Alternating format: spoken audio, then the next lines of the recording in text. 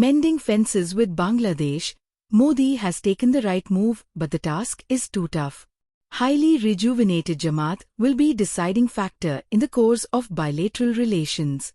Author, Nitya Chakrabarti.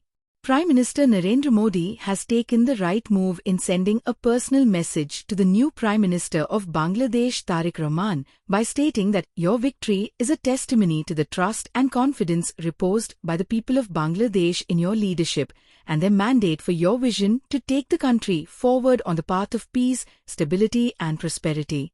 This is a virtual endorsement of the legality of the verdict and PM's full confidence in the role of the new PM of the BNP-led government in improving the bilateral relations between the two countries.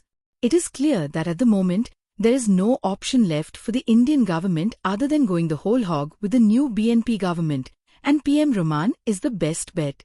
But the hard reality is that at the present moment, Tarique Rahman has no option but to vigorously pursue the issue of extradition of Sheikh Hasina from India to Dhaka as per the tribunal, and then the court order as also the commitment of the BNP during the election campaign.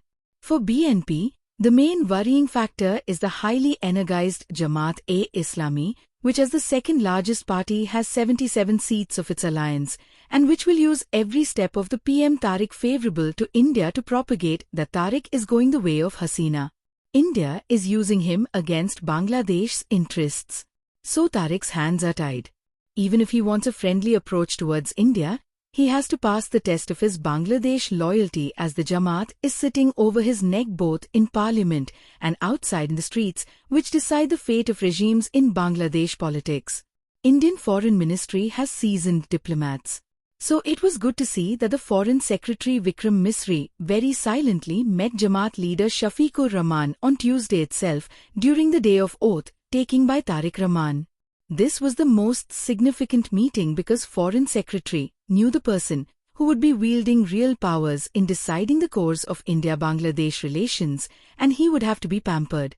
It is not known how the Jamaat leader reacted, but for Indian officials, this interaction with Jamaat has to be a part of diplomatic process if India really want early improvement in bilateral relations. Right now, let me explain why Jamaat's role is very important for maintaining security on Indian borders along Bangladesh. In 12th February elections in all the border districts of Bangladesh, Jamaat has done extremely well, leading to apprehensions among the Indian Home Ministry officials, especially the BSF honchos of the eastern region. In Khulna, Rajshahi, Rangpur districts of Bangladesh bordering West Bengal, Jamaat has swept. For instance, in Khulna, Jamaat got 25 out of 36 seats. These border districts harbour a lot of anti-Indian elements, including insurgents who were earlier sheltered by Jamaat during the BNP Jamaat rule. Sheikh Hasina stopped it after 2009. In fact, the Jamaat was disallowed to operate later, its foreign funds were banned. Now with full domination of border districts, the hooligan elements of Jamaat will have a free play unless they are restrained from the top. This has been done both at the level of BNP government and also at the level of Jamaat leadership. Indian government can ensure that better by keeping close coordination with Jamaat. Let me mention a few points which are not discussed at all. Bangladesh constitutionally is a secular republic that also designates Islam as a state religion. Out of the 18 crore population, nearly 17 crore are Muslims and nearly 1 minorities, mostly Hindus. Like other Islamic countries, there is always a group of fundamentalists in Bangladesh. Jamaat has got many sane elements who are rational towards the minorities. At the same time, there are fringe groups who are rabid anti-Hindus and anti-Indian. In India, we have a secular constitution. There is no state religion, but still the fringe elements of the BJP belonging to RSS and Bajrang Dal are rabid anti-Muslims despite the fact that Muslims constitute more than 14% of the Indian population. Prime Minister Office, PMO, officials have made enough mistakes in the last 18 months after the installation of the interim government in Bangladesh.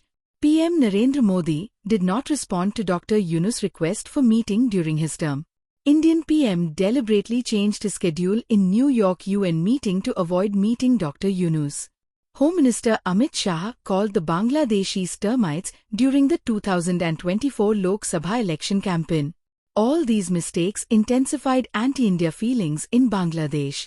Even the earlier pro-India elements in Bangladesh turned anti-Indian. Lastly, the Modi government-inspired BCCI decision to disallow the Bangladeshi cricketer Mustafizur Rahman from playing in IPL ignited the anti-India feelings further. Modi-led government has to pay for these for some more time, even though now suddenly PM is going overboard to hug Tarique, which he did with Nawaz Sharif of Pakistan in his initial period of PM. The improvement of ties with Bangladesh will be a long tortured journey. Indian officials have to cultivate both BNP PM and opposition Jamaat leader Shafiqur Rahman. At the same time, India should ensure that talks other than Sheikh Hasina extradition start in right earnest to improve the relations. Especially, the economic issues should get focus now. Hasina issue will take long, and by starting the healing process with economic assistance, India may build the base for a viable solution of Hasina extradition issue. Both BNP and Jamaat have to be persuaded by India to opt for this approach.